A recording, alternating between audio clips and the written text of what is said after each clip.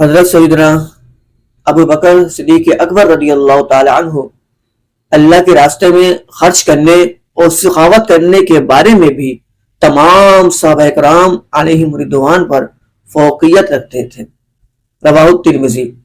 حضرت عمر رضی اللہ تعالی عنہ فرماتے ہیں کہ نبی کریم صلی اللہ علیہ وسلم نے ایک روز ہم لوگوں کو اللہ کی راہ میں صدقہ اور خیرات کرنے کا حکم دیا، اور حسن اتفاق سے اس موقع پر میرے پاس کافی مال تھا۔ میں نے اپنے دل میں سوچا، دل میں کہا، اگر حضرت ابو بکر سے آگے بڑھ جانا کسی دن میرے لیے ممکن ہوگا تو وہ آج کا دن ہوگا۔ میں کافی مال خرچ کر کے آج ان سے سبقت لے جاؤں گا۔ تو حضرت عمر رضی اللہ تعالی عنہ فرماتے ہیں تو میں آدھا مال لے کر خدمت میں حاضر ہوا تو نبی کریم صلی اللہ علیہ وسلم نے مجھ سے پوچھا، دریافت فرمایا، ما ابقیت لأہلک، اپنے گھر والوں کے لیے تم نے کتنا چھوڑا اے عمر؟ تو حضرت عمر رضی اللہ تعالی عنہ فرماتے ہیں میں نے عرض کی کہ آدھا مال ان کے لیے چھوڑ دیا ہے یا رسول اللہ صلی اللہ علیہ وسلم۔ پھر حضرت ابو بکر صدیق اکبر رضی اللہ تعالی عنہ آپ تشریف لائے، جو کچھ ان کے پاس مال تھا سب لے کر آئے۔ تو نبی کریم صلی اللہ علیہ وسلم نے ان سے پوچھا، ما ابقیت لأہلک، اے ابو بکر اپنے اہل و عیال کے لیے کیا چھوڑ آئے ہو؟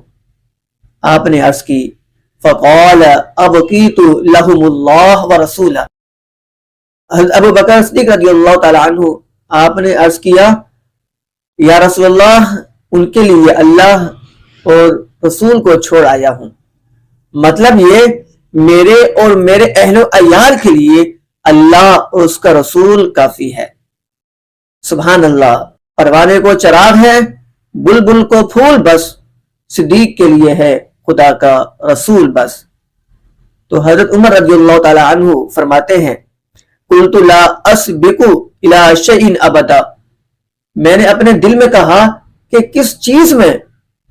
کسی بھی چیز میں حضرت ابو بکر صدیق رضی اللہ تعالی عنہ پر میں کبھی سبقت نہیں لے جا سکوں گا۔ سبحان اللہ۔ اسی طرح حضرت اما عائشہ صدیقہ رضی اللہ تعالی عنہا سے روایت ہے، آپ فرماتی ہیں کہ جس روز میرے والد حضرت ابو بکر صدیق اکبر رضی اللہ تعالی عنہ اسلام سے مشرف ہوئے، اس روز آپ کے پاس 40,000 دینار موجود تھے، اور ایک روایت میں یہ بھی آتا ہے کہ 40,000 درہم تھے۔ آپ نے یہ سارا مال نبی کریم صلی اللہ علیہ وسلم کے حکم پر آپ نے خرچ کر دیا۔ سبحان اللہ۔